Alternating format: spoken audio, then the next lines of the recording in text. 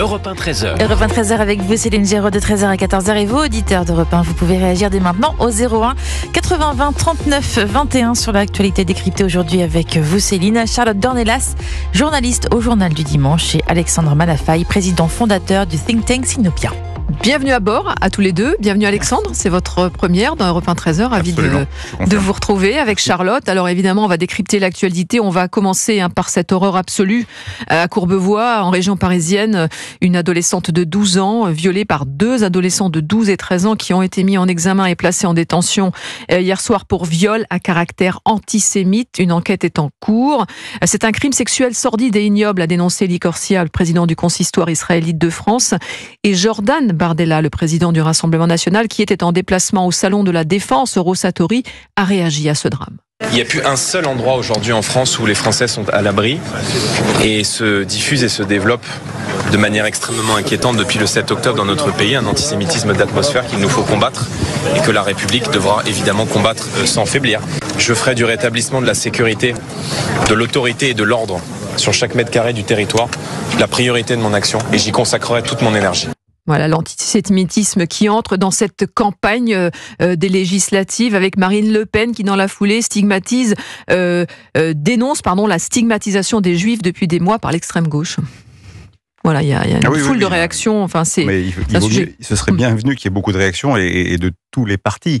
Après, ils l'assumeront pas de la même manière, le sujet, parce qu'il y a quand même une responsabilité morale qui pèse aujourd'hui sur tous ceux qui ont voulu, qui ont organisé, si je puis dire, l'importation du conflit israélo-palestinien sur les terres nationales. C'est pas la première fois, sauf que là maintenant ça dure, et là ça enflamme vraisemblablement les consciences des uns et des autres, ça se propage, et une fois de plus on fait cette espèce de stigmatisation, d'amalgame, et c'est dramatique. Et là ce qui est délirant, c'est de voir que c'est des jeunes enfants dont on peut se poser la question de que font les parents, quelle est la religion qui bien sûr se mêle de tout ça, parce qu'il y a certainement un sujet de religion qui évidemment... Une enquête est en cours, effectivement. Ce sont des jeunes de Rueil, Malmaison. Vous verrez, on parlera pas trop de religion, effectivement, quand l'enquête sera en cours, on laissera le sujet de côté, mais il est quand même sous-jacent.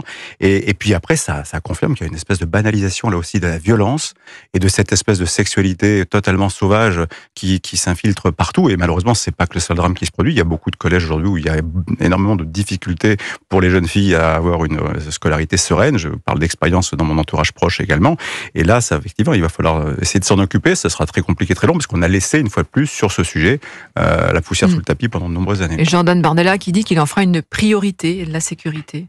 C'est-à-dire que dans cette histoire abominable, en fait, de bout en bout, il y a énormément de sujets qui s'imposent. Et en effet, précisément, dans une campagne électorale, on aimerait que les candidats nous expliquent exactement comment ils répondront à ces différents sujets. Il y a évidemment la question de l'antisémitisme, cette toute jeune fille, cet enfant, en fait, elle a 12 ans, qui raconte que, voilà, il y en a un qui lui a reproché de ne pas avoir expliqué qu'elle était juive, qui mêle à ça un discours, en tout cas de ce que l'on sait, des déclarations de cette jeune fille, sur Israël. Donc là, on comprend que oui, il y a une responsabilité de la parole publique, parce que ces enfants, puisque les agresseurs sont également des enfants, ont forcément entendu des choses à la maison. À 12 ans, ils n'ont pas une analyse du conflit israélo-palestinien qui leur vient de nulle part. Ils ont probablement entendu des choses qui sont par ailleurs confirmées par certaines déclarations dans la sphère politique. Donc là, il y a une responsabilité immense.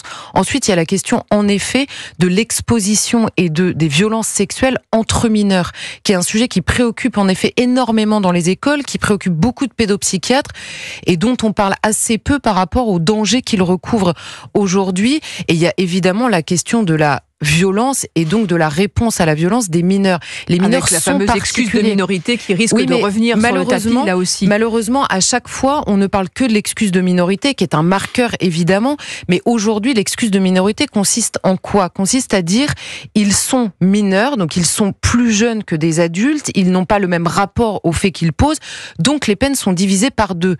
Mais déjà, quand vous voyez les peines qui sont prononcées, même divisées par deux, elles n'existent pas, elles ne sont pas prononcées, ni même appliquées.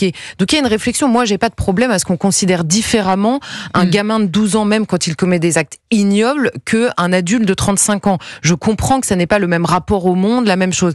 En revanche, la punition à 12 ans, quand vous êtes capable de faire ça, soit elle intervient extrêmement rapidement, soit à 25 ans, je sais même pas ce que deviendront ces jeunes s'ils sont capables de violer à 3 une enfant de 12 ans. Enfin, je ne sais pas si on réalise le degré d'horreur dont se seraient rendus, on va être prudent, ces 3 jeunes. Il y a une enquête en cours, effectivement. Et Emmanuel Macron, d'ailleurs, à l'issue du Conseil des ministres, il y a quelques instants, demande 1 heure sur la lutte contre le racisme et l'antisémitisme cette semaine dans toutes les écoles du pays. On a Catherine avec nous. Bonjour Catherine. Oui, bonjour. Merci d'être avec nous en direct. Vous nous écoutez dans les Landes et vous souhaitiez réagir. Oui, tout à fait. Mais écoutez, bonjour à tous. Bonjour. Je voulais dire à Pascal Praud qu'en règle générale, je l'écoute le matin au petit déjeuner pour savoir ce qui se passe dans notre pays. Voilà. Voilà, maintenant vous savez. Donc là, du coup, vous êtes vous aussi sidéré, horrifié par ce qui s'est passé à Courbevoie. Moi, je suis sidérée. C'est aujourd'hui la goutte d'eau qui fait déborder le vase. Je suis complètement... alors, je passe de la révolte quelquefois au complet abattement par rapport à ce qui se passe depuis le 7 octobre. Je me doutais bien que dans le pays, il y avait un antisémitisme latent. J'en suis tout à fait consciente. Mais là, c'est en train de monter un maximum. Et je regrette vraiment ce qui se passe à l'heure actuelle dans mon pays, je peux le dire, la France, à laquelle je suis très, très attachée. Cette gamine de 12 ans qui subit des choses incroyables, un petit terrorisme d'adolescents. Je comprends aussi que ces gamins n'ont peut-être pas eu l'éducation qu'il fallait. Je ne sais pas où sont les parents de tous ces gamins qui traînent dans la rue, qui tuent à 14 ans, qui violent à 13 ans. Ça me dépasse. Me dépasse. Vous êtes de confession juive vous-même, Catherine ? Alors moi je suis ce qu'on appelle la française pure souche depuis plusieurs générations. Avec un arrière-grand-père, je viens découvrir, qui a été décoré de la Légion d'honneur. Je suis mariée depuis 42 ans à un juif. Et vous sentez cette montée de l'antisémitisme depuis le 7 octobre ? Oui, je me suis jamais préoccupée de ce que pensaient les autres. J'ai jamais eu peur pour mes enfants. J'ai 3 filles et 2 garçons. Mes filles sont mariées, elles portent un autre nom. Mais j'ai 2 garçons qui ont 25 et 27 ans à l'heure actuelle. Et c'est la première fois que j'ai peur pour eux depuis le 7 octobre. Où je m'inquiète, nous on est dans les Landes, nous sommes partis depuis 3 ans, on est au calme, on est tranquille, on a quitté la région parisienne. Mais mes enfants sont restés en région parisienne. Oui. Et je dois vous dire que là ça va mieux, mais j'ai eu un instant de psychose pendant un certain moment en me disant mais mince, ils portent le nom de leur père, l'entourage le sait, alors c'est pas l'entourage, mais j'ai été assez abattue à un moment de me dire mais qu'est-ce qu'on est en train de vivre ? Moi je suis la fille d'une femme qui a vécu la résistance et la guerre, elle était née en 22, qui n'est plus de ce monde, et j'ai appris, j'ai su ce que c'était la Shoah, mais je me suis jamais préoccupée de la religion des uns et des autres. Mes 2 garçons ont des petits copains musulmans, arabes musulmans, qui viennent en vacances chez nous l'été, et qui s'éclatent dans la piscine. J'ai pas de problème avec les autres religions. Mais là, je suis ça vraiment... vous fait froid dans le dos. je suis abattue. Et on comprend et on entend votre détresse, Catherine. Un grand merci pour ce témoignage, vous qui nous écoutez dans les Landes. Merci beaucoup.